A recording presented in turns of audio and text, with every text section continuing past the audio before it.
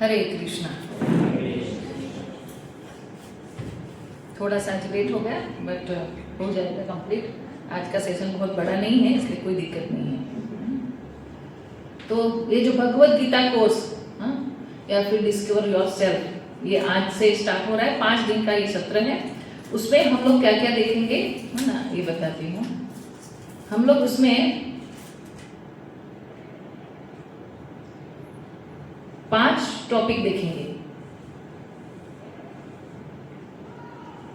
क्या है? आनंद की खोज, क्या भगवान का अस्तित्व है, तीसरा भगवान एक है या अनेक, मैं कौन हूं या आत्मा का विज्ञान, अच्छे लोगों के साथ बुरा क्यों होता है या कर्म सिद्धांत, और आधुनिक युग में भक्ति योग का पालन कैसे करें। ये 6 टॉपिकों को हम लोग 5 दिन में कवर करेंगे। सबसे पहले थोड़ा सा कीर्तन कर देते हैं, है ना, जिससे मेरा जो भागम भाग होगा वो भी थोड़ा स्थिर हो जाए, है ना।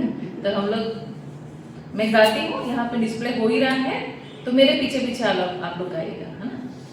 जय राधा माधव कुंज बिहारी, जय राधा माधव कुंज बिहारी, जय राधा माधव कुंज बिहारी, जय राधा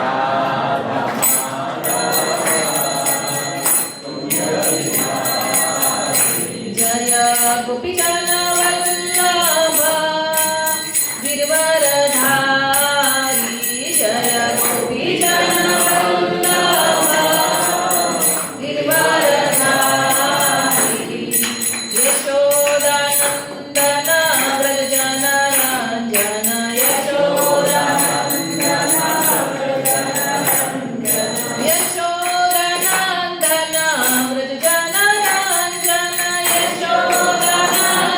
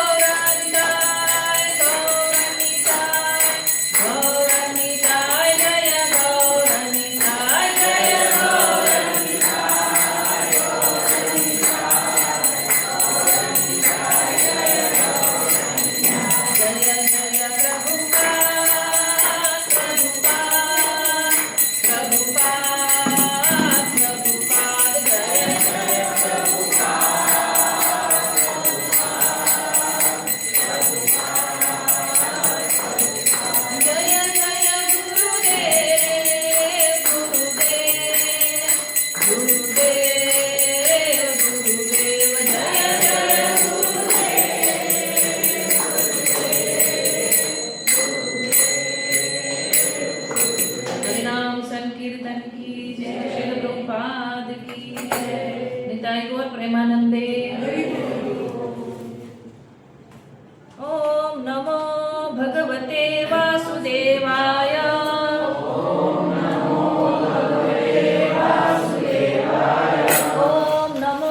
भगवते वासुदेवाय।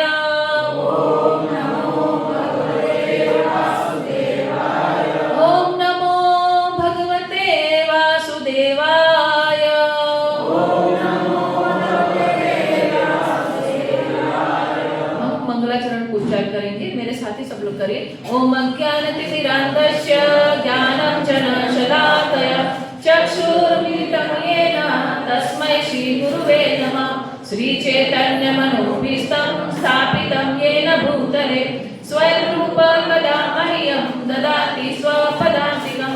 वन्देऽहं श्रीगुरुश्रुतपदकमलं श्रीगुरुर्वैष्णवांश्च श्रीरूपं साग्रजातं सहगण रघुनाथान्वितं तं सजीवं सावधेतं सावधूतं परिजनसहितं कृष्णचैतन्यदेवं श्रीराधा कृष्णपादां सहगण ललिता श्रीविशाखान्वितांश्च। हे कृष्ण करुणा सिन्धो दीनबन्धो जगत्पते गोपेश गोपिकान्त राधाकान्त नमोस्तुते। तप्त काञ्चन गौराङ्गी राधे वृन्दावनेश्वरी वृषभानुसुते देवी प्रणमामि हरिप्रिये। वाञ्छाकल्पतरुभ्यश्च कृपा सिन्धुभ्येव च पतितानां पावनेभ्यो वैष्णवेभ्यो नमो नमः। जय श्री कृष्ण चैतन्य प्रभु नित्यानंद श्री अद्वैत गदाधर श्रीवासादि गौर भक्तवृंद। हरे कृष्णा कृष्णा कृष्णा हरे हरे हरे राम राम राम हरे हरे। ये 5 दिन में इन 6 टॉपिकों को हम देखेंगे। आनंद की खोज, क्या भगवान का अस्तित्व है, भगवान एक है या नहीं, मैं कौन हूँ, अच्छे लोगों के साथ बुरा क्यों होता है, और आधुनिक युग में भक्ति योग का पालन कैसे करें।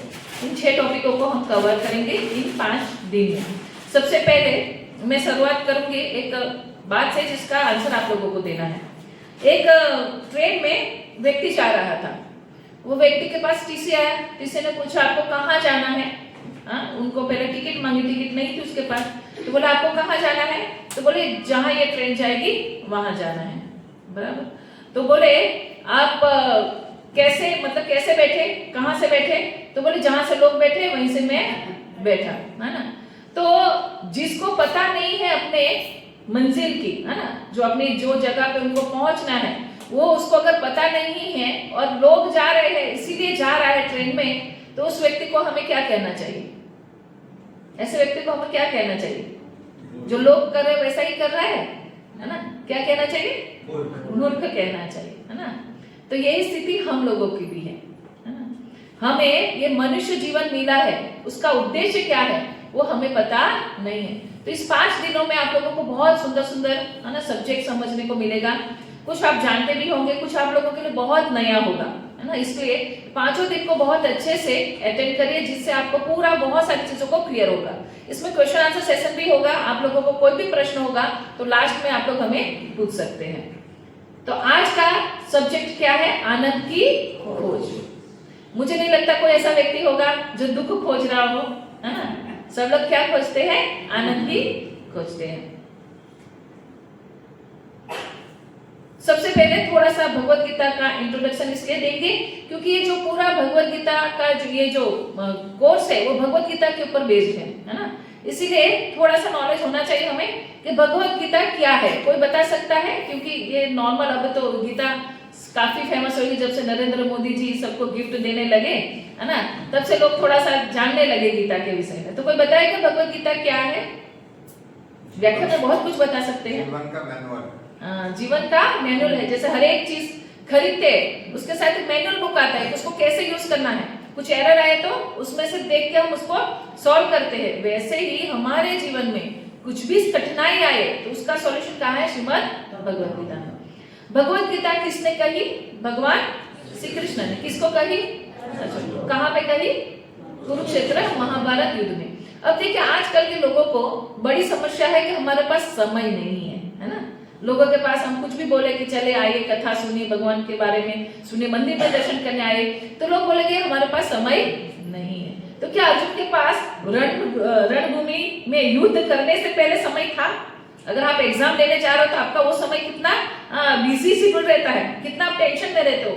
वो टाइम पे भगवान ने भगवत गीता अर्जुन को सुनाने के लिए वो समय को चूज किया और तभी उसको माया में उन्होंने डाला। तो ये भी दर्शाता है कि भगवत गीता सीखने के लिए समय नहीं है, ये बहाना सबका झूठा है। अब भगवत गीता का उद्देश्य क्या है, ये बहुत जरूरी है ना, कि मानवता के अज्ञानता को उबारना है ना। भौतिक जगत में जो मानव अज्ञानता में घिरा हुआ है, जो सही नॉलेज है वो बताना इसका मेन उद्देश्य है। और प्रत्येक जीवात्मा का परमात्मा के साथ जोड़ना और अपना असली है ना जो रूप है उनको सनातन संबंध को जागृत करना है ना। इसीलिए भगवत गीता पढ़नी चाहिए। भगवत गीता इसमें से आती है महाभारत का भीष्म पर्व में है, 25वें से 42वें अध्याय तक है 700 श्लोक श्रीमद् भगवत गीता के। भगवत गीता को कैसे समझना चाहिए, तो भगवत गीता को एक काल्पनिक पुस्तक नहीं समझना चाहिए, एक ऐतिहासिक सच्ची घटना ही है महाभारत में जहाँ पे भगवत गीता सुनाई गई और उसको श्रद्धा से सुनना चाहिए है ना। कई लोग चैलेंज के लिए भी कुछ चीजों को करते हैं है ना। जिस भाव से आप लोग करोगे वही भाव से आप लोगों को समझ में आएगा। क्यों? क्योंकि हम क्या करते हैं, जब चैलेंज लेते हैं ना तो हमारे माइंड को बंद कर देते हैं ज्यादा नॉलेज गेन करने के लिए, नहीं देखते तो है क्या है ऐसे करके। बट ये भी है कि जैसे आग लगी है, आप जान के छुओ या अनजाने में छुओ जलाती है, वैसे गीता को चैलेंज में भी पढ़ोगे तो भी आप लोगों को काफी चीज समझ में आएगा। तो उसको एक अर्जुन ने जिस भाव से शरणागत होके भगवान से सीखी, वैसे ही हमें गीता समझने के लिए प्रयास करना चाहिए। इसीलिए इसको ने बहुत सुंदर, एक्चुअली 7 दिन का सेशन होता है, लेकिन इसको हमने आज लोगों के पास समय नहीं है करके 5 दिन में ही इसको कवर करने का प्रयास करते हैं। इसीलिए डिजाइन किया गया है जिससे आप लोग जब गीता पढ़ना चालू करो तो गीता आप लोगों को समझ में आए। तो भगवत गीता में 5 मेन विषय वस्तु है। ईश्वर मतलब भगवान, जीव मतलब जीवात्मा, प्रकृति जो भौतिक और आध्यात्मिक दोनों प्रकार की प्रकृति है, काल मतलब समय, कर्म मतलब क्रियाकलाप या फिर हम जो कुछ भी करते हैं उसको कर्म कहते हैं। ये 5 विषय वस्तु के इर्द गिर्द ही पूरी भगवत गीता है ना, पूरी भगवत गीता। और हम जो ये जो 6 दिन का जो टॉपिक देखेंगे, 6 टॉपिक्स, वो भी इसी के इर्द गिर्द घूमने वाला है। जब कोई भी चीज में बहुत सारी कैटेगरीज होती है ना, उसमें कोई भी चीज में है ना क्या होते हैं, बहुत सारी विविधताएं होती हैं। जैसे एक ट्रेन है ना, अगर मुझे अहमदाबाद जाना है तो ट्रेन में भी मेरे पास बहुत सारे ऑप्शन है ना। हाँ, जैसे मैं वंदे भारत में जा सकती हूँ है ना, मैं लोकल ट्रेन में जा सकती हूँ। और ट्रेन के अंदर भी एक जो ट्रेन जा रही है उसमें भी बहुत सारे क्या होती है कैटेगरी, जैसे फर्स्ट क्लास, सेकेंड क्लास है ना, एसी, नॉन एसी है ना, इस तरह से बहुत सारी क्या होती है अंदर विविधताएं होती है। लेकिन कुछ सामान्य चीज होती है, और वो सामान्य चीज क्या है कि ये रूट पे जाने वाली गाड़ी अहमदाबाद तक जाने वाली है, वो सबके लिए एक सुविधा रहेगी। वो गाड़ी में बैठे हुए सारे लोग अहमदाबाद जाएंगे, लेकिन सबके लिए क्लास कैसा है, अलग अलग है, वो अपने अनुसार चूज किए हुए रहते हैं। वैसे ही अगर आप कुछ शॉपिंग करने जाते हैं तो टी शर्ट, तो टी शर्ट में भी बहुत सारी वैरायटी, कलर में वैरायटी है, नेक वाली होती है ना, और आजकल तो फटा हुआ भी पहनना एक फैशन हो चुका है।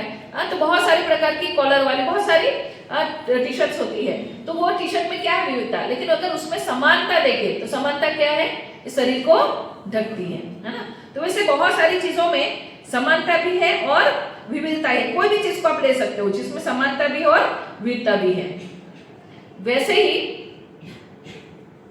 ये जो कोई भी चीज, कोई भी चीज ज्यादा कैटेगरी में मतलब ज्यादा विविधता है तो उसमें विविधता और समानता दोनों चीज, कोई भी चीज में विविधता भी और समानता, जैसे हमने ट्रेन का और टी शर्ट का उदाहरण दिया। वैसे ही मनुष्य में है ना और जीवों में बहुत सारी विविधताएं है ना। तो ये बहुत सुंदर एक श्लोक है पद्म पुराण का, जलजानव लक्षाणि स्थावरा लक्षविंसिति कृमियो रुद्र संख्याका पक्षिणा दश लक्षणम त्रिलक्षाणि पशवः चतुर्लक्षाणि मानुषा। तो जीव कितने प्रकार के हैं है ना। तो जो जल में रहने वाले 9 लाख के हैं, जलजा 9 लक्षाणि, स्थावरा लक्षविंसिति, और 20 लाख के पेड़ पौधे हैं।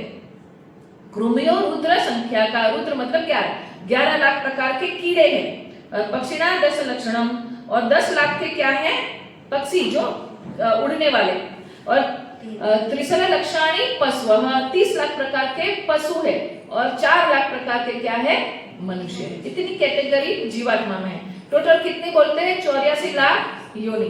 काउंट करेंगे 84 लाख योनि होगी, है ना। आगे तो फिर इतनी सारी विविधता कैटेगरी में क्या होगी, समानता भी होगी और विविधता भी होगी। तो मनुष्य और पशुओं में समानता क्या है, हम देखते हैं। किसी कोई बता सकता है, कोई पशु और मनुष्य में समानता क्या है? आहार, निद्रा, भय और मैथुन, है ना। हम भी खाते हैं और पशु भी खाता है। हम एसी में बैठ के अच्छे से प्लेट में सजा के खाते हैं, वो जहां मिलेगा वहां खाएंगे, है ना। लेकिन एक है कि उसको भी भोजन में आनंद है और हमें भी भोजन। आप पीद को, है ना, रसगुल्ला दोगे तो उसमें आनंद उसको नहीं है, उसका जो खाना है उसी में उसको आनंद आएगा, है ना। निद्रा, तो निद्रा में मनुष्य मस्त गद्दा बिछा के सोता है, और जो पशु है वो अपनी अपनी जगहों में सोते हैं, लेकिन वो हमसे ज्यादा अच्छे से सो सकते हैं, है ना। मनुष्य नींद नहीं आती तो नींद की गोलियां लेनी पड़ती है, लेकिन मनुष्य पशु कहीं पे भी आराम से सो जाएगा, उसको गद्दा हो या ना, उससे कोई लेना देना नहीं है। भाई सुरक्षा की चिंता सबको होती है ना, पशुओं को भी होती है और मनुष्यों को भी होती है। हमें ज्यादा होती है ना। क्यों ज्यादा होती है? हमें तो हर प्रकार से भय रहता है, चोर का, जानवरों का, है ना, अलग देशों का, आतंकवादियों का। हम तो पूरा जीवन ही भय में जी रहे हैं, जबकि पशु के लिए जब उसको कोई हानि पहुंचाता है तभी वो रिएक्ट करता है। जैसे गलती से भी, है ना, हमारा पैर अगर कुत्ते की पूंछ पे गिर गया तो हो सकता है कि हमें वो बाइट कर ले, लेकिन वो अपनी रक्षा के लिए ये करता है। और मैथुन, बच्चे वो भी पैदा करते हैं और हम भी करते हैं, है ना। हमसे ज्यादा वो करते हैं, है ना।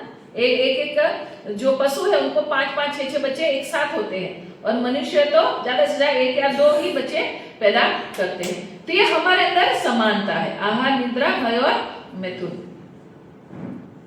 एक श्लोक है, आहार, निद्रा, भय, मैथुन च सामान्य मेतत् पशुभि नराणां। ये हितोपदेशक का श्लोक है ना। ये आधा श्लोक है, हाँ, मैं आधा कंप्लीट बाद में करूंगी। आहार, निद्रा, भय और मैथुन, है ना, ये पशु और मनुष्यों में क्या है, समान है ना, सबकी ये जरूरत है।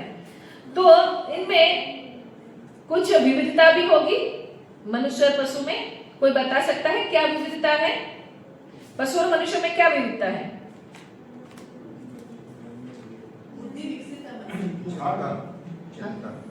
चिंतन, हाँ, हम चिंतन कर सकते हैं, है ना। और मनुष्य में बुद्धि है, लेकिन जानवर में बुद्धि नहीं है क्या? है ना, जानवर में बुद्धि है। बंदर को आप अखरोट दोगे तो तोड़ के ही खाएगा, है ना। उसको पता है, वो फ्रीज खोल के, दिल्ली में ये हालत है, फ्रीज खोल के वो, है ना, अंदर से माजा भी पी जाता है, बॉटल खोल खोल के, है ना। वृंदावन में जाएंगे, देखेंगे कितनी बदमाशी है उन लोगों की। बुद्धि विकसित है, मनुष्य में बुद्धि कैसी है? विकसित है ना। विविधता, हमारी मनुष्य के पास उच्च बुद्धि होती है ना, ज्यादा सोच सकता है। जैसे एक कुत्ते को, है ना, मैंने पत्थर से मारा, है ना, वो नहीं मुझे पूछेगा कि क्यों मारा, है ना। वो सोचेगा, अगर वो एक रोटी गिरी हुई वहीं खाने के लिए उसको मारा, वो चला गया, दूसरी बार वापस वो वहीं आएगा। लेकिन मनुष्य में बुद्धि है, वो सोचेगा कि मुझे क्यों मारा और मैंने ये क्रिया किया इसलिए मुझे मारा, और बहुत कुछ सोच सकता है ना। आजकल लोगों के प्रश्न बहुत होते हैं कि ये कैसे हुआ, है ना, कैसे ये हो सकता है ना। ये सारी क्यों है? क्योंकि हमारी बुद्धि उच्च, इसीलिए हम लोग प्रश्न करते हैं। जानवर प्रश्न नहीं करते, उसमें विवेचन करने की शक्ति है ना। वो दोनों को भेदभाव कर सकता है, मतलब क्या बोलते हैं उसको, डिस्क्रिमिनेशन, है ना, वो अलग उसको कर सकता है। वह दुख प्राप्ति कारणों पर जिज्ञासा कर सकता है। अगर उसको दुख मिल रहा है तो वो सोचेगा कि मुझे दुख क्यों मिल रहा है। जैसे किसी को पेट में बहुत दर्द है तो विचार करता है कि पेट का दर्द किस कारण से हो सकता है। मनुष्य जीवन के लक्ष्य को भली भांति जान सकता है। अभी जान नहीं रहा सब, है ना, सब अपना जीवन जीने में बिता रहे, लेकिन वो अपने लक्ष्य को भली भांति जान सकता है। पसंदगी की छूट, उसके पास चॉइस है ना। कुत्ते के पास कोई चॉइस नहीं है, उसको जहाँ स्ट्रीट में रहना है वही, वो दूसरे स्ट्रीट में जा नहीं पाता है ना, दूसरे कुत्ते उनको भगाते हैं ना। कोई भी जानवर के पास है ना, जो वेजिटेरियन है वो वेजिटेरियन ही रहेंगे, वो कोई और चीज नहीं खाएंगे है ना।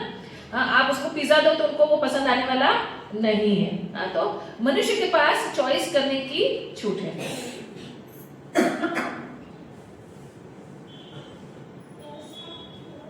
लेकिन ऐसे देखें तो जानवरों से भी ज्यादा दयनीय स्थिति मनुष्य की है। क्यों? कभी जानवर आत्महत्या करते हैं?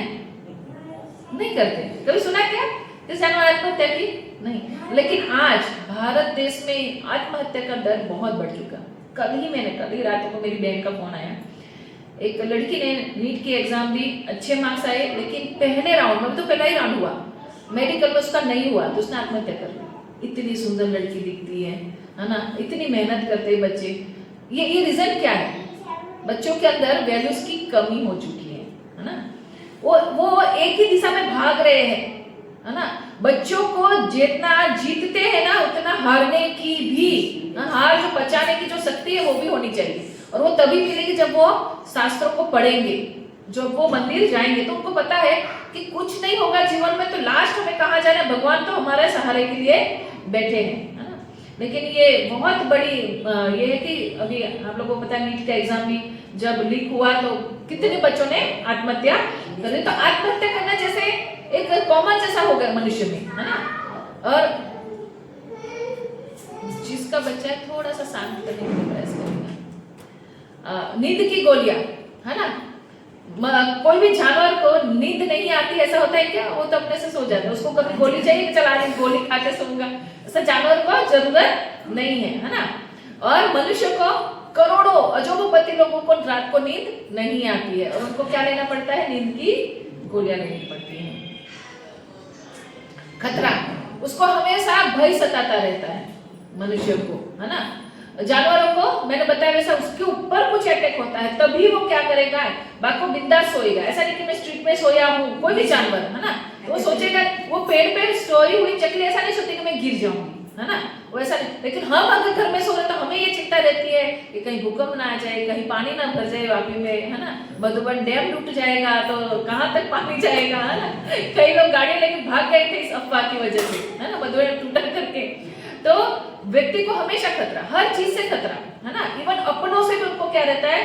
खतरा रहता है। अब उदाहरण क्या बताना, आप लोग जानते हो कि अभी आजकल तो लोग शादी से भी डरने लगे हैं है ना, क्योंकि स्त्रियां भी ऐसी हो गई कि लोगों की हत्या करते। तो खतरा हर जगह, मनुष्य को हर पग पग पे खतरा है, क्योंकि जो पुल पे वो जा रहा है वो पुल टूट जाएगा या नहीं इसकी भी कोई गारंटी नहीं है। मतलब हर जगह मनुष्य के लिए खतरा है। तो हम हमेशा तनाव में जीते हैं है ना। मनुष्य को तनाव हमेशा रहता है, आगे क्या होगा, भविष्य की चिंता करता रहता है ना। व्यसन, जानवर तो व्यसन नहीं करते है ना, मनुष्य ही व्यसन करता है जब खुद को पता है कि बहुत हानिकारक है, फिर भी वो व्यसन करते हैं। भावनात्मक दुख है ना, कोई किसी ने हर्ट कर दिया, जैसे लड़की ने छोड़ दिया लड़के को तो दिल टूट गया करके, या हमारा कोई रिश्तेदार जिसको हम बहुत रखते थे उसने हमें धोखा दिया, तो हमें क्या होता है? बहुत हमारी फीलिंग्स हर्ट होती है। ये जानवरों में नहीं है ना। अभाव, हमें हमेशा अभाव की चिंता सताती रहती है, कुछ कम हो जाएगा करके। जब कुछ भी होता है तो हम लोग क्या करते हैं? ज्यादा से ज्यादा घर में सब चीजें भर लेने के लिए सोचते हैं। अगर एक बोरा अनाज 4 रास्ते पर रख दिया जाए तो जो चिड़िया होती है उसको वो जितना पेट भरेगा उतना ही खाएगी है ना। गाय भी उतना ही खाएगी जितना उसका पेट भरेगा। लेकिन वो बोरे में न चलकर मनुष्य की पड़ गई तो क्या होगा? सब उठा के ले जाएगा है ना। ये मनुष्य का स्वभाव है, वो हमेशा अभाव में जीता है कि उसको भविष्य की चिंता बहुत है और कुछ भी अगर मिल रहा है तो, अभी आप लोगों ने देखा होगा कि जब पूर आया तो बाढ़ में जो चीजें तरकारी लोगों ने है ना ले ली। जानवर ये सब अनुभव नहीं करते।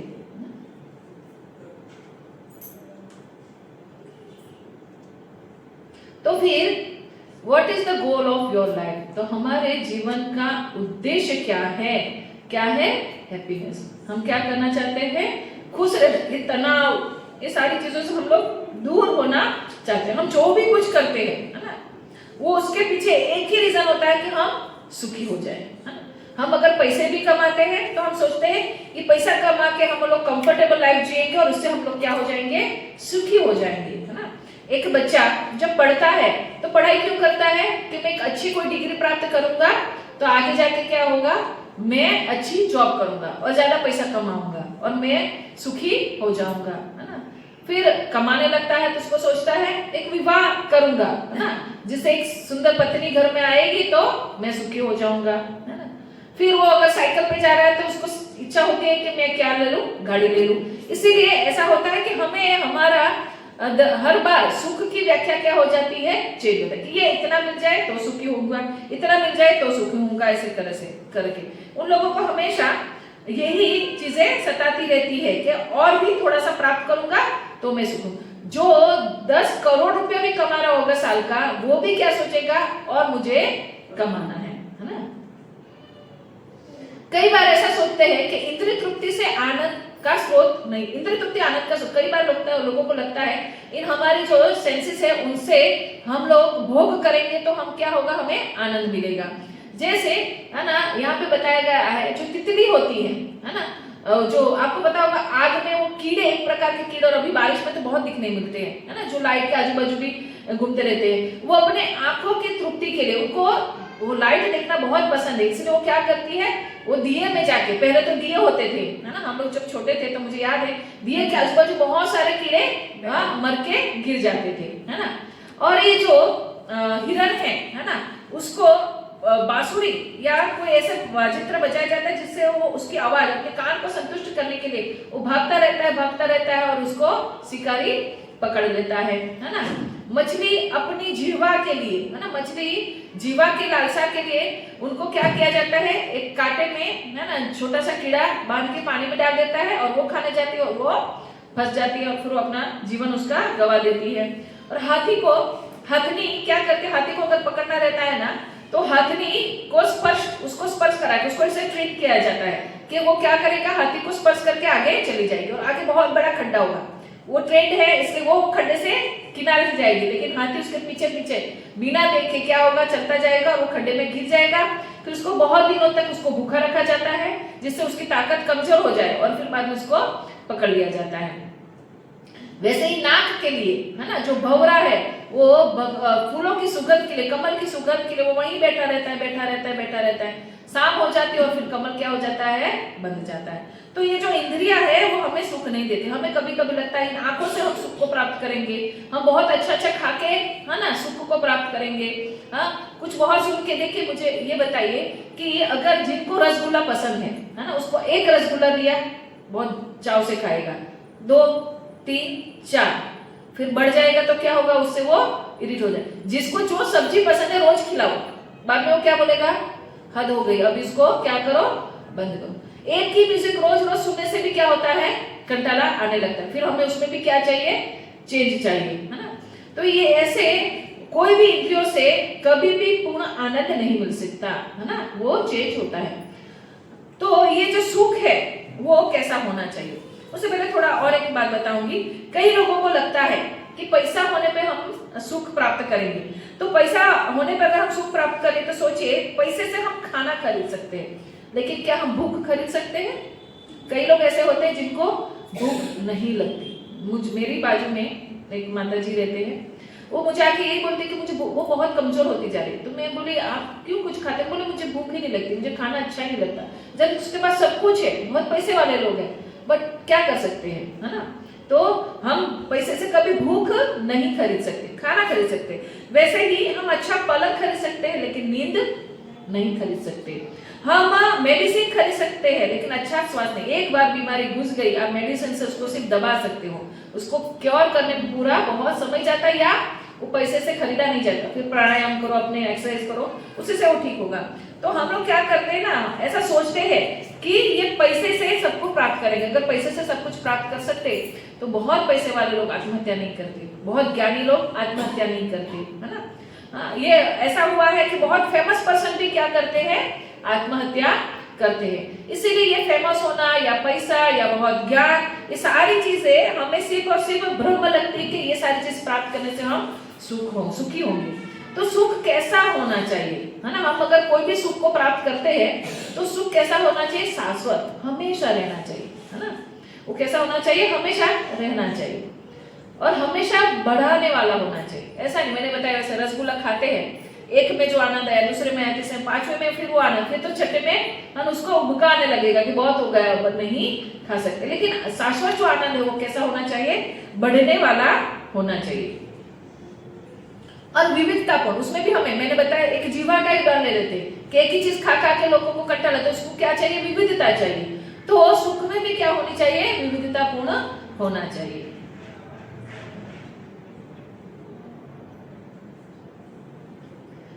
ये जो सुख या खुशी दो प्रकार की होती है, एक सापेक्ष खुशी और एक वास्तविक खुशी। ये जो सापेक्ष खुशी है ना, वो यह खुशी बाहरी परिस्थितियों, वस्तुओं या अन्य लोगों पर निर्भर करती है। ये सापेक्ष खुशी ऐसी भी हो सकती है जैसे किसी को जो खाने का पसंद है या फिर किसी को बहुत भूख लगी थी, है ना, पूरा दिन काम करके अब खाने के लिए बैठा है, 56 भोग सामने पड़ा है, अभी रींग बजी, फोन आया कि आपके पिताजी का देहांत हो गया, तो जो खाने में उसको आनंद मिलने वाला था वो आनंद वो ले पाएगा? तो परिस्थिति बदल गई तो वो आनंद दुख में परिवर्तित हो गया। हो सकता है कि एक व्यक्ति का जो सुख है वो दूसरे व्यक्ति के लिए दुख साबित होगा, है ना?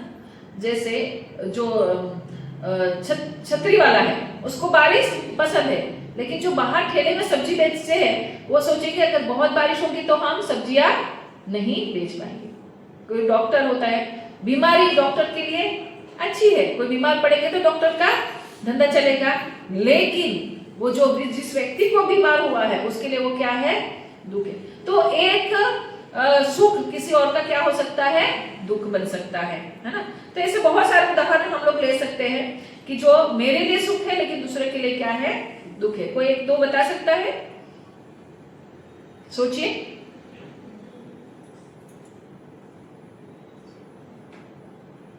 बताइए बताइए, कुछ तो सोचिए जो एक के लिए सुख है और दूसरों के लिए दुख साबित होता है।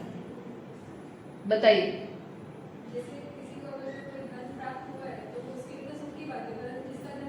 चोरी हुआ है या फिर गुम गया है उसके लिए वो क्या है? दुख है। सही बात है ना? तो ऐसे बहुत सारे उदाहरण इसको हम ले सकते हैं। वास्तविक खुशी, है ना, ये खुशी भीतर से आती है ना, और बाहरी परिस्थितियों की कोई उसमें कोई आवश्यकता नहीं होती। वो कोई भी स्थिति में कैसा रहेगा? सुखी रहेगा। वो चाहे, है ना, उसके पास हजारों रुपए के कपड़े हैं या 200 रुपए के कपड़े, वो खुशी कैसे आएगी? वो आगे आगे हम जब जाएंगे ना तब सीखने को मिलेगा। अगर हमें हमेशा खुश रहना है तो दो प्रकार की चीज होनी चाहिए। क्या? सुख की प्राप्ति और दुख की निवृत्ति, है ना? कई बार क्या होता है ना, हम एक गलत चीज समझ लेते हैं। क्या गलत चीज समझ लेते हैं? कि सुख मतलब हमें कुछ प्राप्त हुआ है वो, लेकिन सुख की जगह जो दुख होते हैं ना, जो दो दुख की परिस्थिति होती है, उसमें जो बीच में हमें जो विराम मिल जाता है ना, उसको हम क्या समझते हैं? सुख समझते हैं। जैसे पहले के जमाने में राजा लोग अगर किसी को सजा देते थे तो कैसे देते थे? नाव में बिठा के नदी में बीच में ले जाते थे और उसको नाव में उसका उंगली को डाल देते थे, तो वो श्वास नहीं ले पाता था। जैसे वो बहुत तड़पता है ना, तब थोड़ी देर में उसको बाहर निकलते तो उसको लगता है हाँ, वो ऑक्सीजन तब उसको बहुत महत्व की हो जाती है, और वापस उसको क्या करते हैं? पानी में डालते हैं। तो जो 2 बार उसको पानी में डाला गया और बीच में जो उसको थोड़ा सा, मतलब वो दुख से थोड़ी बार बाहर आए तो उसको वो क्या महसूस हुआ? सुख महसूस हुआ। इसलिए दो दुख की परिस्थिति के बीच का जो समय है उसको हम क्या सोचते हैं? सुख सोचते हैं, है ना? तो अगर दो चीज साथ में हो कि सुख भी प्राप्ति हो और दुखों की निवृत्ति हो, वही क्या है? आनंद है ना? वही उसी को आनंद बोला गया है। एक बार चल आगे इस बाद में बताती हूँ उसका।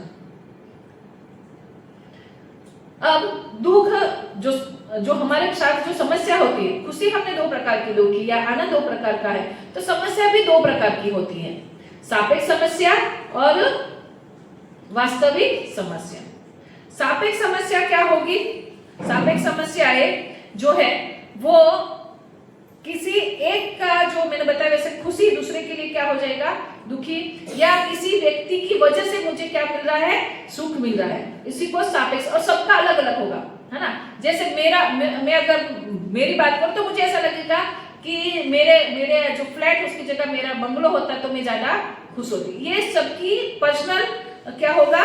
दुख होगा, है ना। सबकी ये समस्या, जैसे झुपड़पट्टी में रहने वाले व्यक्ति के लिए अभी जैसे पूर आया तो उसके लिए अभी सापेक्ष समस्या क्या है? उसको फूड प्रोवाइड हो, उसके लिए छत प्रोवाइड हो, उसके लिए कपड़े प्रोवाइड हो, है ना। ये अभी उसकी सापेक्ष। जब उसके पास ये सब कुछ था तो उसको पैसे की चिंता थी, है ना। उसको ये चिंता रहती थी कि मेरे झुपड़ी से मैं बड़ा घर कब बनाऊं।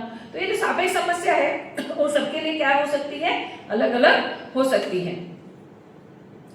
लेकिन वास्तविक समस्या को जानना चाहिए। वास्तविक समस्याएं क्या है ना। हर व्यक्ति को ऐसा लगता है कि मेरा ही दुख सबसे बड़ा है ना, जिसके पास जो नहीं है। अगर कोई बीमार है तो वो सोचता है कि मेरी बीमारी ही मेरी सबसे बड़ा दुख है ना। और उसका दुख दूसरा व्यक्ति समझ नहीं पाएगा। हम उसको आश्वासन दे सकते हैं लेकिन उसको कभी दुख को ले नहीं पाएंगे, ना समझ पाएंगे। लेकिन उस समस्या, सापेक्ष समस्या का अगर लिस्ट बनाएंगे तो हर एक व्यक्ति का अलग अलग बहुत सारी समस्याएं हैं। लेकिन वास्तविक जीवन की वास्तविक समस्याओं के बारे में जानना चाहिए। ये वास्तविक समस्या को, है ना, तीन इसमें डाला गया है कि तीन चीज है तो उसको वास्तविक समस्या मानना चाहिए, जो सबके लिए, है ना, सबके लिए समान, जो सभी जीवों के लिए समान होती है। दूसरी, जिसे कोई नहीं चाहता हो, वो ऐसी समस्या है या ऐसा दुख है जिसको कोई भी प्राप्त करना नहीं चाहता। और तीसरा है जिससे कोई भी बच नहीं सकता, है ना। इसको वास्तविक समस्या कहनी चाहिए। हम जिसको वास्तविक समस्या समझते हैं, मैंने बताया वैसे, आज जिसको खाना नहीं मिला उसके लिए समस्या क्या है? मुझे खाना मिलना चाहिए, है ना। जो साइकिल पे जा रहा है उसको ऐसा लगता है कि मेरे पास स्कूटर होना चाहिए, है ना। और जिसके पास स्कूटर, उसको क्या लगता है कि मेरे पास गाड़ी होनी चाहिए। इससे ये समस्या है तो सबकी पर्सनल है और अलग अलग है ना। लेकिन जीवन की वास्तविक समस्याओं के बारे में जानना चाहिए, जो क्या है, सबके लिए समान है, उसको कोई नहीं चाहता हो और उससे कोई भी बच नहीं सकता। कोई बता सकता है ऐसी समस्याएं क्या है? जीवन और मरण, बराबर है। सुख और दुख तो स्वाभाविक है, उस मैंने बताया वैसे सुख की व्याख्या सबके लिए अलग है ना। किसी को चीनी खाने में बहुत आनंद आता है और किसी को मिर्ची खाने में, तो ये सबके लिए समान नहीं है ना। मैं बताती हूँ, है ना। जन्म, जरा और व्याधि। तो जन्म, मृत्यु, जरा और व्याधि, है ना, ये हमारी क्या है?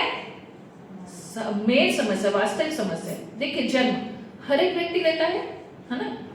आप बोलोगे जन्म लेना तो कौन नहीं चाहेगा, है ना। एक मेन प्रश्न आता है, मैंने जैसे बताया कि वो कोई नहीं चाहता, है ना, नहीं चाहते। जो समझ गए ना, जिन्हें आत्मा का ज्ञान हो गया ना, वो चाहता है कि बार बार भी जन्म मृत्यु के चक्कर में नहीं फंसो, क्योंकि जन्म मृत्यु का चक्कर है ना, बहुत ही दुखदायक है। जब व्यक्ति जन्म लेता है ना, जो गर्भ में बच्चा होता है, उसकी स्थिति इतनी दयनीय होती है ना। आप सोचिए इस तरह से, है ना। अभी आप नॉर्मल एक उदाहरण, कोरोना में किसी को क्वारंटाइन किया गया, मतलब एक रूम में अकेले को 10-15 दिन। अब वो व्यक्ति को पूछिए उसको कितना दुख लगा, है ना। हाँ, जबकि उसके पास स्पेस था, है ना, लेकिन अकेला व्यक्ति, ना वो किसी से बात कर पा रहा है, अकेले रहना है। तो वैसे ये जो बच्चा है 9 महीना, है ना, उसमें रहता है, और माँ अगर कुछ टीका खाती है और इसने इतनी छोटी सी जगह में, है ना, वो रहता है, तो वो कैसा है, उसमें दुख का अनुभव कर रहा है। कभी उसको बहुत तीखा खाने की वजह से उसको जलन भी हो रही है। और ये एक स्वाभाविक उदाहरण मैं देती हूँ, अगर कोई एक कमरे में बहुत सारे बच्चे हैं और बच्चे रो रो के बाहर निकल रहे हैं, तो हमें क्या समझना चाहिए? उस कमरे में उसको कुछ तकलीफ हुई है। तो बच्चा जन्म लेता है तब क्या होता है? वो रोता है ना? उसको बहुत कष्ट पड़ता है। महाराज को अंदर बैठा बैठा श्रीमद् भागवतम में वर्णन है कि वो जो जीव है ना, वो भगवान को प्रार्थना करता है। क्या प्रार्थना करता है? कि मैं इस बार मेरे वास्तविक उद्देश्य को जानूंगा, आपकी भक्ति करूंगा और आपके धाम में आऊंगा। है ना। लेकिन क्या होता है, जैसे बाहर आता है ये तो जगत है ना, 3 गुणों से भरा हुआ, हाँ? और मेरा बच्चा, मेरा लल्ला, ऐसा करेंगे तो बच्चा धीरे धीरे क्या होगा, बाकी जब जन्म लेता है तब शुद्ध आत्मा है, वो एकदम शुद्ध आत्मा है, उसमें बिल्कुल भी तनिक भी, है ना स्वार्थ है ना द्वेष, एकदम निर्मल बच्चा है। लेकिन धीरे धीरे धीरे जैसे रिश्ते बढ़ते हैं उसकी माया कैसी होती है, उनकी आसक्ति बढ़ती जाती है ना। इसलिए जन्म भी हानिकारक है। जन्म मृत्यु, मृत्यु तो स्वाभाविक है ना। मृत्यु तो कहते हैं कि जब व्यक्ति मरता है, हाँ, तो उसके बॉडी में, है ना, हजारों बिच्छू काटे, इतना दर्द होता है। इसीलिए कई बार जब व्यक्ति मरता है ना तो उसको झाड़ा पेशाब हो जाता है ना। कई लोगों को जो नॉर्मल डेथ है, एक्सीडेंटल डेथ में तो बेचारे का एकदम से ये हो जाता है तो नहीं, लेकिन मृत्यु भी बहुत दुखदायक, अपने वो व्यक्ति के लिए भी दुखदायक है कि उसको दुख झेलना पड़ रहा है। जब उसका आत्मा शरीर को छोड़ रही है ना, तब बहुत दुख झेलना पड़ता है। साथ साथ में उसके सगे संबंधियों के लिए भी ये क्या बनता है, दुख का कारण। जन्म, मृत्यु, जरा और व्याधि, है ना। किसको बीमारी पसंद है, किसी को भी पसंद नहीं, लेकिन आती है ना। कोई भी ऐसा व्यक्ति है क्या जगत में जो बोलेगा मुझे कुछ भी बीमारी नहीं है, ना कभी मेरा दांत दर्द हुआ, ना मुझे बुखार आया, ना मुझे कभी पेट में दर्द हुआ, नहीं। बीमारी तो सबको ही आती है और उसको कोई चाहता नहीं है और उससे कोई बच भी नहीं सकता है। और बुढ़ापा, है ना, तो जो भी आज जवान है उनको बुढ़ा तो होना ही है। कौन चाहता है बुढ़ापा? बुढ़ापे से बचने के लिए लोग बाल कलर करेंगे, है ना, चॉकटो पहनेंगे, एंटी एजिंग क्रीमों का यूज करते हैं कि झुर्रियां ना दिखे। और वो तो सबसे ज्यादा दुख किसके लिए होता है, जो बहुत फेमस पर्सन होते हैं ना, जैसे हीरो हीरोइन। आप लोग देखिएगा जो हीरोइन और हीरो बुढ़े हो जाते हैं, ज्यादातर हीरोइन बूढ़ी हो जाती है ना, फिर वो पब्लिकली आना बंद कर देती है। क्यों? चेहरा बिगड़ जाता है ना। स्वाभाविक है, बूढ़े होते तो चेहरों पे झुर्रियां आ जाती है, तो पहले जैसे तो चमक नहीं रहती है, तो कोई बूढ़ा भी होना नहीं चाहता। तो जन्म, मृत्यु, जरा और व्याधि, यही हमारी क्या है, वास्तविक समस्या है। अब ये 4 पे, है ना, और भी 3 हमारे पास फ्री में मिली है, 4 पे 3 सेल में मिली है। 3 प्रकार के और भी दुख है। इस क्लेशों का प्रकार है अति आध्यात्मिक कलेश, अति दैविक कलेश और अति भौतिक कलेश, है ना। ये 3 प्रकार के और दुख है जो हमें प्राप्त होते हैं। जन्म, मृत्यु, जरा, व्याधि तो आप लोग बोलेंगे तो सब कुछ, जन्म मृत्यु तो एक ही बार सहन करना है ना, जरा से भी बच पाते हैं, है ना। और बुढ़ापा तो कैसे न कैसे छुपाने का प्रयास करते हैं, लेकिन देखिए वो शरीर को आप नवयौवन बनाने के लिए प्रयास करेंगे, लेकिन अंदर से तो व्यक्ति, है ना, वो चाहता है कि बहुत कुछ खाऊं, लेकिन पाचन शक्ति कैसे हो जाती है ना, कमजोर हो जाती है। पहले वो जो चीज 10 किलो उठा लेता था अभी नहीं उठा सकता है ना। तो ये तो अंदरूनी तो वो बुढ़ा हो ही जाता है, चाहे वो 60 साल का, 70 साल का फिल्म स्टार ही क्यों ना हो, है ना, वो बहुत एक्शन हीरो टीवी में दिखाता हो, लेकिन वो अंदर से तो कमजोरी हो जाता है। और 3 प्रकार के कलेश है अति आध्यात्मिक कलेश। ये जो अति आध्यात्मिक कलेश है ये हमें हमारे द्वारा ही प्राप्त होता है। तो आप बोले कि हमें हमारे द्वारा कैसे दुख प्राप्त होगा? तो जब मैं एक सिंपल उदाहरण देती हूँ, मैं मेरे घर से निकली मस्त गाड़ी लेके, मैं बहुत खुश हूँ। क्यों? क्योंकि मेरा घर बहुत अच्छा है ना, 3 बेडरूम हॉल किचन का मेरा घर है, मेरे पास टियागो गाड़ी है ना, और मैं खुश होकर निकल रही हूँ क्योंकि मेरे घर के आगे ही, है ना, आदिवासी जैसे मतलब बेचारे छोटे लोगों का घर है, जो जिसको देख के मैं सोचती हूँ कि भगवान ने मुझे बहुत अच्छा बनाया है ना, कि मैं सुखी हूँ। आगे गई, है ना, वीड़ा आया बड़े बड़े बंगलों वाला, हाँ, वहां से मर्सिडीज गाड़ी निकलती हुई देखी। मैंने सोचा मेरा कब वीड़ा में घर होगा, मेरा भी एक बंगलो होना चाहिए, है ना, और मेरे पास भी एक मर्सिडीज गाड़ी होनी चाहिए। अब भी जो मेरा मन, मैं बहुत खुश थी, मैं क्या हो गई, दुखी हो गई। औरतों की नहीं, पुरुषों की भी ये होती है कि किसी ने आज से 20 साल पहले एक शब्द बुरा बोल दिया, वो आज भी याद करते करते क्या होते हैं, दुखी होते हैं। सही बात है या नहीं?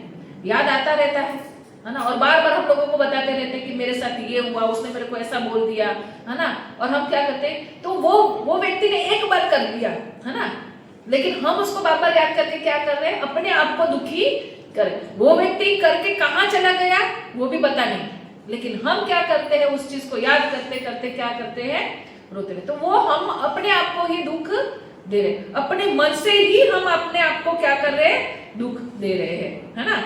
बाद में है अधिदैविक कलेश, है ना, जो प्राकृतिक आपदा, जैसे अभी वापी में हुआ, है ना, बाढ़ आ गई, बहुत सारे लोगों के घर ढह गए, है ना, और बहुत सारे लोग भी उसमें चले गए। तो ऐसे ही भूकंप आना, है ना, पूर आना, और कुछ ऐसे जो प्रकृति द्वारा, जैसे बहुत बड़ा तूफान आना, कहीं बड़ी सी आग लग जाना, जंगलों की आग सिटी तक पहुंच जाना, सुनामी आना, ये जो सारी चीजें हैं वो आदि देव मतलब देवताओं द्वारा, है ना, दी गया। जैसे बहुत पाप बढ़ता है तो देवता कुछ ना कुछ तरीके से, है ना, ऐसे आंशिक प्रलय को ले आते हैं, है ना। तो ये सारी चीजें हैं वो आदि देविक कलेश है ना। और आदि भौतिक कलेश मतलब दूसरे जीवात्मा के द्वारा हमें दुख मिलता है। जैसे मच्छर काटता है, तो मच्छर का हमने क्या बिगाड़ा, क्यों हमें काटा, है ना। कभी कभी हमारा कोई किसी से कोई झगड़ा नहीं है, कुछ नहीं, फिर भी वो व्यक्ति हमारे साथ झगड़ा करेगा या मारेगा, है ना। ऐसे एक व्यक्ति के द्वारा दूसरे व्यक्ति को दुख पहुंचता है, एक दूसरे जीव के द्वारा दूसरे जीव को दुख पहुंचता है, उसको क्या कहता है, आदि भौतिक कलेश। 3 प्रकार के कलेश है। ये भी पूरा जीवन जन्म से लेकर मृत्यु तक के बीच में ये हमें सताते रहते हैं, है ना। इसको भी कोई चाहता नहीं है और इससे भी कोई बच सकता नहीं चाहते। कोई अवध में रहने वाला, बड़ा बंगलों में रहने वाला व्यक्ति भी पूर्व में फंस गया, ऐसा नहीं हुआ कि वो बच पाए, चाहे बड़ी बड़ी दीवारों की क्यों ना कर दो। लेकिन आदि देविक कलेश जो देवताओं द्वारा मतलब जो ये सुनामी है, इससे कोई नहीं बच सकता, राजा हो या रंक हो, सबको चपेट में वो ले लेता। कोरोना आया था, है ना, कैसा हालत हो गई थी, है ना। लेकिन वो टाइम में थोड़ा लोग भगवान को याद करने लगे, फिर वापस भूल गए। वो टाइम में लोगों को बहुत भगवान याद आते थे, लेकिन जैसे ही लोग ऐसा लगता है कि हम कंफर्ट जोन में आ गए, भगवान को भूल जाते हैं। हमें लगता है, क्या लगता है कि बहुत सारी चीजों का विकास होने से क्या हो जाता है, सारी समस्याओं का समाधान हो जाता है। एक प्रश्न पूछती हूँ, अभी हम जो है, हमारे पिता नहीं लेकिन हमारे दादा, वो ज्यादा सुखी थे या हम लोग ज्यादा सुखी हैं? दादा ज्यादा सुखी थे। उनके पास तो गाड़ी नहीं होती थी, वो तो बेचारे बैलगाड़ी में या चल के जाते थे। अच्छी रोड नहीं हुआ करती थी, हाँ, मोबाइल नहीं हुआ करते थे, है ना, फिर भी वो ज्यादा सुखी थे, है ना? हम ज्यादा परेशान रहते हैं। कितना सुखी मैंने मतलब मैं मेरे दादा की बात करती हूँ, इतना आनंद, है ना, सुबह उठे खेत में काम करो, दोपहर का खा के रेस्ट करो, वापस खेत में जाओ, ऐसे ही जीवन बहुत शांतिमय उनका। मैंने कभी, मेरे दादा मुझे ऐसा नहीं बोले कि मुझे सर दर्द हो रहा है, कभी वो टेंशन में मुझे नहीं दिखे। कितना शांतिपूर्ण उनका जीवन था, कितना अच्छा संबंध बने हुए थे। आजकल हम लोग की जो दौड़ की वजह से जो पारिवारिक समस्याएं उत्पन्न हो चुकी हैं, पत्नी अलग काम कर रही है, पति अलग काम कर रहा है, बच्चे बेचारे वो भी जैसे पढ़ाई कर रहे थे, ऐसा लग रहा है जैसे वो जॉब करके आए हो। मुझे याद है, हम तो जब बच्चे थे और हम जब स्कूल से आते थे, खेलते खेलते आते थे, वो पत्थर को लात मारते मारते घर पहुंचे, खुशी खुशी, है ना। आज तो बच्चे आते तुरंत बैग डाल देते हैं, आगे के रूम में साइड पर रख देंगे, ऐसा लगेगा जैसे बच्चा अभी 8 घंटे की जॉब करके आए हो, है ना। इतने दुखी, इतने परेशान लगते, और वो बेचारा आके बैठ के खाते नहीं, तब तक तो माँ बोलती जाओ अभी ट्यूशन जाओ, है ना, ट्यूशन जाएंगे, बोले ये क्लास में जाओ। उनका तो बचपन ही छीन गया है ना। उनकी सुविधा हो गई, जैसे बच्चों को जाना है तो वैन तुरंत है स्कूल जाने में। हम लोग चल के जाते थे, 5-5, 6-6 किलोमीटर हम लोग चल के स्कूल जाते थे, लेकिन बहुत मजा आती थी उसमें। हाँ, और आज बच्चों के पास गाड़ी व्हीकल में जाते तो भी वो बैग वो उतनी बैग लेके हम लोग स्कूल में। उन लोगों का यूनिफॉर्म अलग अलग हो गया, हमें तो तब जो भाई ने पहना वही बैग बहन ने बड़ी बैग की छोटी बैग को मिला, छोटी बैग का किसी और को मिला, यही चलता था, है ना। बैग भी हमारे लिए एक ही बैग सालों पर चला, लेकिन फिर भी उसमें बहुत आनंद था। लेकिन आज के बच्चों को सब कुछ देने के बाद आनंद नहीं। आप सोचिए, हम तब घर में आइसक्रीम आती थी तो एक ऐसा लगता था फेस्टिवल है ना, सब लोग मिल बांट के खाना आइसक्रीम। आज बच्चों को रोज आइसक्रीम मिल रही है तो उसमें आनंद नहीं ले पा रहे, है ना। हमारे लिए आइसक्रीम तो महीने में 1 आध बार, 2 महीने में 1 आध बार आइसक्रीम मिलती थी, या अच्छा खाना मिलता था। अच्छा मीन्स घर का तो अच्छा ही होता था, लेकिन बाहर से कुछ लाते थे, एक्चुअली घर का ही खाना अच्छा होता है, बट वो आनंद अलग था। वो आनंद आज बच्चे नहीं ले पा रहे, क्योंकि सब सुविधा, ज्यादा सुविधा है ना, आधुनिक तकनीकी जो प्रगति है ना, वो हमेशा और समस्याएं लाके खड़ी कर देती है। जो आधुनिक प्रगति होती है वो केवल क्षणभंगुर सुख प्रदान करती है ना। जैसे मैंने बताया कि बहुत सारे व्हीकल्स हो जाने की वजह से हमारे लिए बहुत अच्छा होगा कि हम लोग एक जगह से दूसरी जगह जल्दी पहुंच जाते हैं। लेकिन जैसे आज मुझे ट्रैफिक लगा, वैसे ट्रैफिक में भी हम फंस सकते हैं, और उसकी वजह से बहुत ज्यादा पॉल्यूशन हो चुका है ना, बहुत ज्यादा पॉल्यूट हो गया है। स्थायी समाधान नहीं दे सकते, कंप्लीटली कोई समाधान नहीं इसका, है ना। क्योंकि एक चीज से दूसरी समस्या आएगी, है ना। अभी कोरोना की वैक्सीन जिस जिसने लगाई उसमें से काफी केस ऐसे हो रहे हैं जिसको हार्ट अटैक आ रहा है ना, बीपी का प्रॉब्लम हो गया। तो एक समस्या से हम समाधान ढूंढते हैं तो दूसरे की समस्या खड़ी हो जाती है। डॉक्टर जो हमें दर्द की दवाई देते हैं, पेन किलर, उससे हमारी किडनी लिवर खराब हो जाते हैं। मुझे याद है मैं बीच में एक डॉक्टर के पास गई थी, थोड़ा एयरपोर्ट से आई, एरोप्लेन में आई तो कान में दर्द होने लगा, तो मुझे थोड़ा चिंता हो गई कि ज्यादा कुछ हो जाएगा, तो मैं डॉक्टर को दिखाने गई। तो मैंने उनको बोल दिया कि मेरा किडनी में प्रॉब्लम है, आप मुझे कोई ऐसी दवाई मत देना जिससे मैंने, तो बोले तो फिर लीवर खराब होगा, मतलब 2 दवाई मेरे पास ऐसी है, एक दवाई दूंगा जिससे किडनी खराब हो सकती है और एक दवाई जिससे लीवर। तो मैं बोले ऐसे नहीं, मुझे कुछ भी खराब होने वाली दवाई, तो बोले सबके साइड इफेक्ट में कुछ ना कुछ तो है, लेकिन हम इससे क्या है अनजान है, और हम लोग इन दवाइयों को लेते रहते हैं और नई नई समस्याएं उत्पन्न होती रहती हैं। हाँ, तो बहुत सारी ऐसी चीजें हैं। मोबाइल है ना, आज मोबाइल ने सबको, है ना, बिल्कुल सब बच्चों से लेके बड़ों का कंसंट्रेशन पावर खत्म कर दिया है ना। मोबाइल में आंखों की समस्या, ये जो ब्लू लाइट है वो हमारे आंखों को सबसे ज्यादा हानि पहुंचाती है ना। लेकिन क्या करें, अब ऐसी स्थिति हो गई है कि इसके बिना अब काम भी नहीं चल रहा है, क्योंकि इसके ऊपर हम बहुत डिपेंड हो चुके, सोच रहे हैं फिर भी इसको छोड़ नहीं पाएंगे। हाँ, इसके अच्छे यूजेस भी है ना, लेकिन इससे बहुत सारा रेडिएशन निकलना, बहुत सारी तकलीफें हो रही है। ऐसा नहीं है कि जो सुविधाएं हमें प्राप्त हुई इसकी वजह से हम बहुत सुखी है, कुछ ना कुछ नई समस्याएं उत्पन्न हो ही जाती हैं।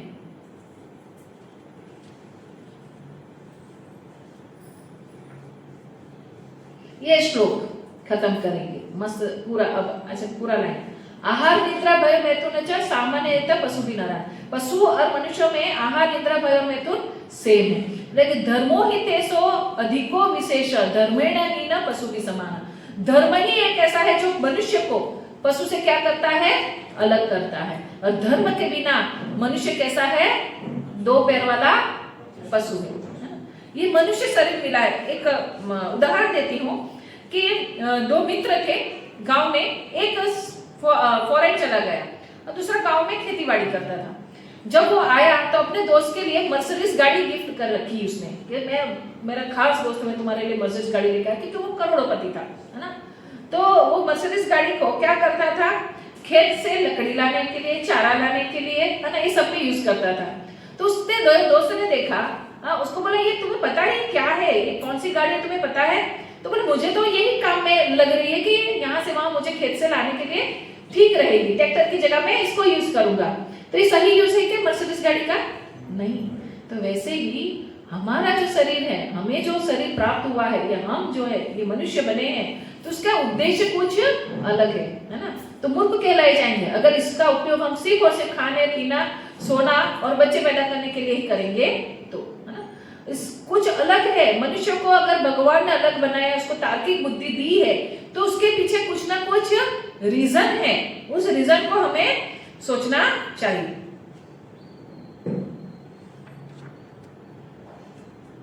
ये धर्म क्या है ना। अब धर्म, लोग कहते हैं धर्म मतलब हिंदू, मुस्लिम, ईसाई, सिख, है ना, ये धर्म है। हम लोग इसी वजह से बोलते हैं, लेकिन शास्त्र क्या बोलते हैं? धर्म वो गुण है जो वस्तु या व्यक्ति से कभी भी अलग नहीं किया जा सकता, है ना। कोई ऐसा बोले ना कि मैं धर्म मतलब वो लोग जो अपने ईसाई धर्म या हिंदू मुस्लिम ऐसा बोलते हैं, नहीं। धर्म मीन्स जो व्यक्ति से कभी अलग नहीं किया जा सकता। जैसे कि उदाहरण है, चीनी से कोई मिठास अलग कर सकता है? तो चीनी का धर्म क्या हुआ? हम लोग पता है स्कूल में गुण धर्म बोलते थे, है ना, याद है सबको? तो उसकी मिठास, और जो नमक है उसका नमकीनपना, है ना, और पानी का जो तरलता है, पानी बहता है ना, उसको आप रोक नहीं सकते। वो कहीं पे भी आप गिराओगे, जहां उसको रास्ता मिलेगा वो क्या करेगा, प्रवाहित होगा। और मिर्ची जो होती है उसका तीखापन हम उससे अलग नहीं कर सकते। वैसे मनुष्य का भी धर्म है ना। मनुष्य का क्या धर्म है? हमारा परम धर्म है सेवा करना। किसकी सेवा करना? भगवान। सेवा हर व्यक्ति करता है, कोई भी सेवा के बिना नहीं रह सकता। माँ बच्चे की करता है, पति पत्नी की, पत्नी पति की, है ना, माँ बाप की, कंपनी में जाएंगे तो बॉस की सेवा, सब लोग सेवा कर ही रहे हैं, है ना। लेकिन वो सेवा में उसको वो आनंद प्राप्त नहीं हो रहा है। भगवान की सेवा, है ना, जीवे रे स्वरूप होय कृष्ण रा नित्य दास। ये धर्म है, हमारा धर्म है कि हमें क्या करना चाहिए, भगवान की सेवा करनी चाहिए, साथ में जिज्ञासा करनी चाहिए, है ना, प्रश्न पूछने चाहिए। क्या प्रश्न पूछने चाहिए कि भगवान के बारे में, अपने बारे में, मैं दुख क्यों भुगत रहा हूँ, मैं यहाँ क्यों आया हूँ। मेरे तो प्रश्न ये भी है ना कि मैं यहाँ क्यों आया हूँ, है ना, ये सारे प्रश्न को करना चाहिए। यही हमारा मेन धर्म है और यही मनुष्य कर सकता है। तो ये चीज को हमें ध्यान में रखना चाहिए, है ना। मनुष्य जीवन का लक्ष्य, मनुष्य को जिज्ञासा करनी चाहिए, जीवन की असली समस्या और उसका सही समाधान। देखिए, समस्या को पता चलेगा तो समाधान मिलेगा। जैसे कोई व्यक्ति बीमार है, उसको अपनी बीमारी पता चलेगी तो उसका वो क्या करेगा, इलाज करेगा। लेकिन हम समस्या को समझ नहीं पाते। समस्या कौन सी है, मेन समस्या, वास्तविक समस्या कौन सी है, हमने चर्चा किया ना, कौन सी, जन्म मृत्यु जरा व्याधि, और तीसरी तीन और कौन सी, आदि देवी, आदि भौतिक और अति आध्यात्मिक, है ना। हमने अपने मन के द्वारा ही हम दुखी होते रहते हैं, दूसरे के द्वारा दुख मिलता है, और जो प्रकृति के द्वारा दुख मिलता है ना। इसका समाधान हमें सोचना चाहिए। दुखों से स्थायी मुक्ति कैसे मिल सकती है। अब देखिए, बताया ना कि सुख हमेशा शाश्वत होना चाहिए, तो दुख से निवृत्ति होगी तो सुख को प्राप्त करेंगे ना। हाँ, तो ये भी एक समय हमें सोचना चाहिए। शाश्वत आनंद, शांति और सुखमय जीवन का मार्ग क्या है ना। ऐसा आनंद प्राप्त हो जो कभी खत्म ना हो, है ना, और शांति और सुखमय जीवन जिए, है ना, इसका मार्ग हमें ढूंढना चाहिए। मनुष्य को इसके प्रति जिज्ञासा करनी चाहिए, नहीं कि जिज्ञासा ये कि सलमान खान के साथ क्या हुआ, आमिर खान ने तीसरी शादी क्यों की, ये सब जिज्ञासा नहीं करनी चाहिए, है ना। जिज्ञासा, हम मनुष्य है तो मनुष्य के जीवन को उन्नत करने के लिए हमें जिज्ञासा करनी चाहिए, और इसके लिए हमें जिज्ञासा करनी होगी ही। प्रत्येक वस्तु का कारण कौन है। देखिए, अगर ये सारी चीजों को ढूंढना है तो पहले ये भी सोर्स कहाँ से है ना, वो ढूंढना पड़ेगा। तो हर एक चीज का कारण कौन है ये ढूंढना पड़ेगा। समस्त जड़ और चेतन वस्तु का स्रोत कहाँ है, जो भी सारी चीजें उत्पन्न हो रही है कहाँ से आ रही है, ये भी हमें सोचना पड़ेगा। और तभी जाके क्या होगा, हाँ, हमारी जो समस्या है उसका समाधान भी मिलेगा, हम शाश्वत आनंद को प्राप्त कर पाएंगे। अर्थात तो ब्रह्म जिज्ञासा, मनुष्य जीवन प्राप्त करके अब भगवान के विषय में जिज्ञासा करो। अभी ये तो हुआ, हमने आज ये देखा कि हमें हर एक व्यक्ति सुख और आनंद की खोज में पड़ा हुआ है, लेकिन सुख हम जिसको समझ रहे हैं वो सुख नहीं है ना। इसमें एक थोड़ा सा मिसिंग हो गया, पता नहीं, एक सेकंड का कुछ तो मिस हुआ। ये सही, हम क्या कर रहे हैं, सुख को ढूंढ तो रहे हैं, है ना, लेकिन कैसी जगह पे ढूंढ रहे हैं, गलत जगह पे। जैसे मेरे घर के अंदर, है ना, मेरी सोने की बाली गुम गई, लेकिन मैं बाहर ढूंढ रही हूँ, क्यों, क्योंकि घर के अंदर अंधेरा है और बाहर क्या है, उजाला है।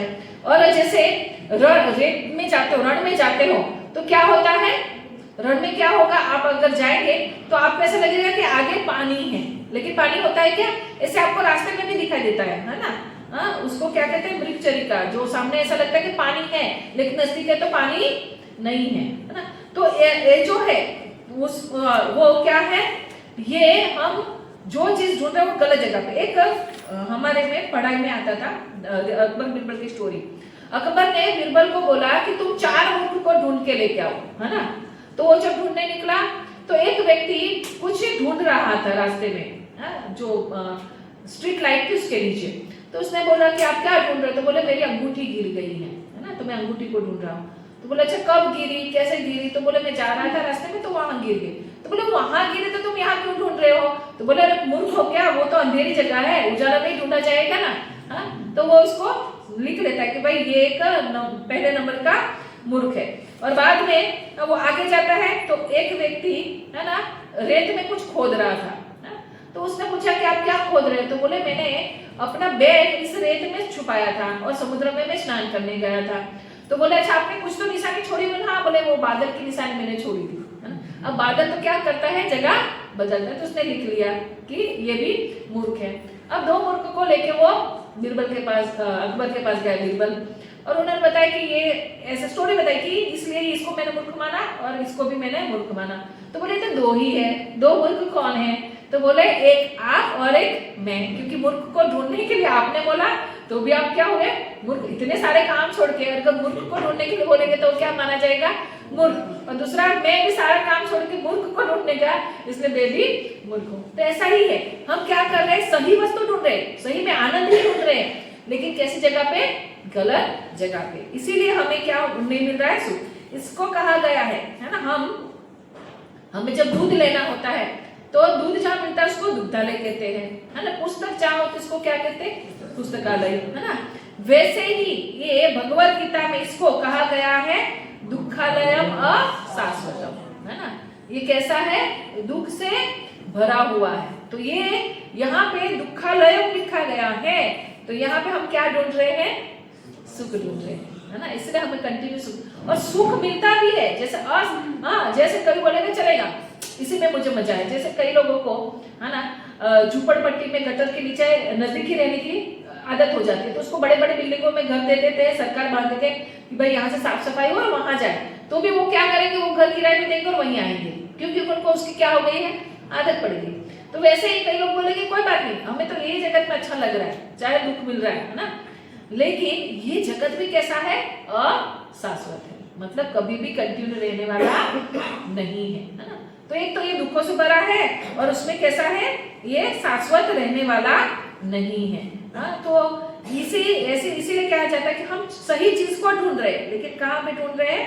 गलत जगह पे ढूंढ रहे हैं, है ना। इसलिए हम गलत नहीं है, रास्ता हमारा गलत है, हमने उद्देश्य को स्वीकार नहीं किया।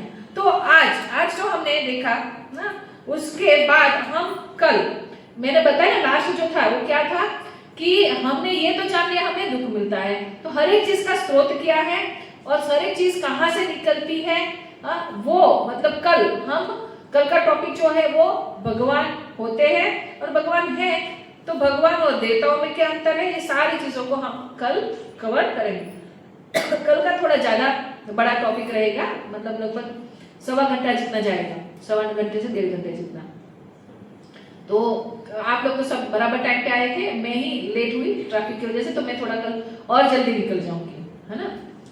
तो आज जो हमने टॉपिक देखा उसमें ये देखा कि सुख खोज रहे हैं लेकिन हम गलत जगह पे खोज रहे हैं, और भगवत गीता के मूल 5 विषय वस्तु है कौन सी? ईश्वर, जीव, प्रकृति और काल और कर्म। और क्या, जैसे हर एक चीज में विविधता है और समानता है, वैसे मनुष्य मतलब सारे जीवों में भी क्या है? समानता और विविधता है। समानता क्या है? पशु और मनुष्य में क्या है? आहार, निद्रा, भय। और विविधता क्या है? जिज्ञासा कर सकता है मनुष्य, है ना। और मेर शास्त्रों के अनुसार धर्म, वो धर्म का पालन करता है, तो मनुष्य क्या होता है? पशु से अलग माना जाता है। और धर्म क्या है? जो कभी भी व्यक्ति से अलग नहीं किया जाए। तो हमें ना सेवा करने का हमारा इनबिल्ट है ना। कोई ना कोई वो कितना भी बड़ा व्यक्ति क्यों नहीं हो, है ना, वो कुत्ते की सेवा करेगा, अपने घर में कुत्ता रखेगा और उसकी सेवा करेगा, लेकिन सेवा तो वो करेगा ही ना। तो ये जो अथाह तो ब्रह्म जिज्ञासा करनी चाहिए, है ना। तो ये टॉपिक यहाँ पे आज खत्म होता है।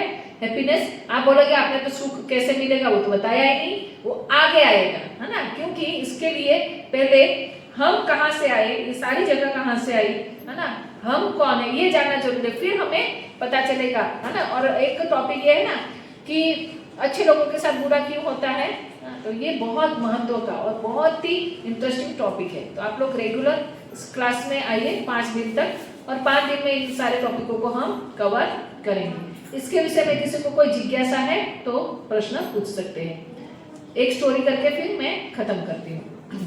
किसी को कोई प्रश्न है तो पूछिए।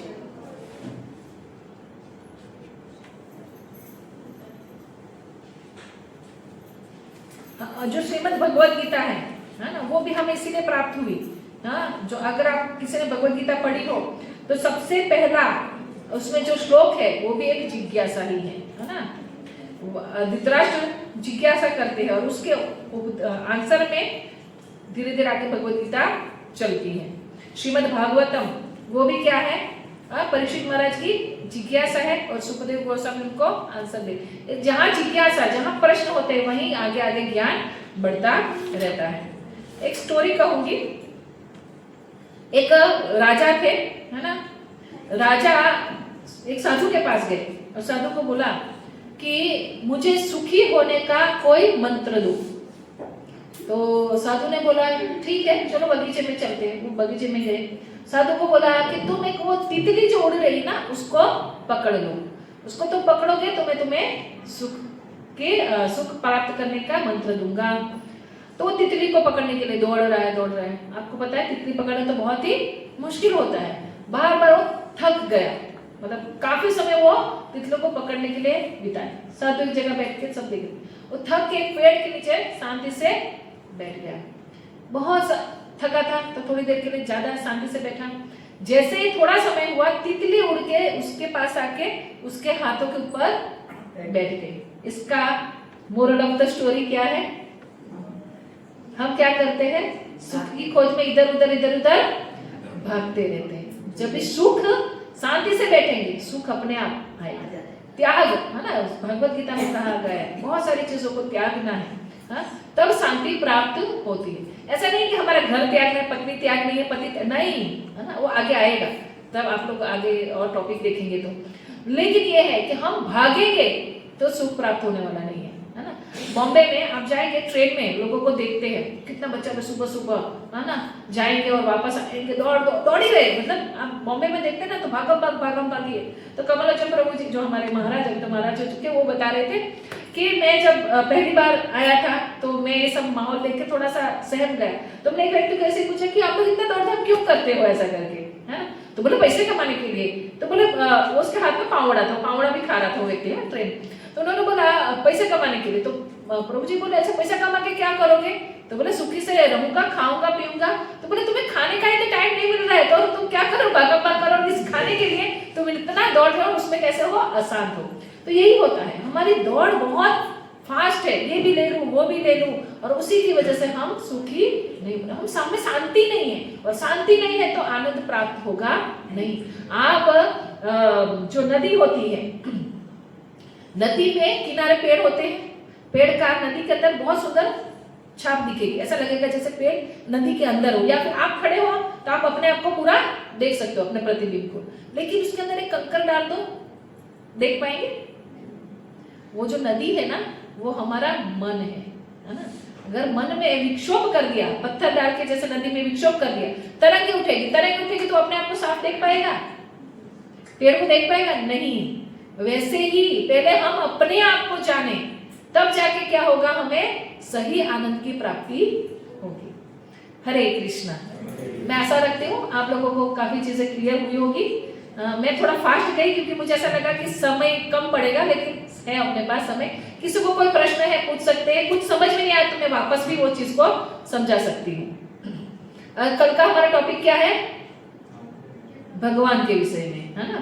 भगवान कौन है? ज्यादातर भारत देश में ये बहुत बड़ी समस्या है, भगवान कौन है ना।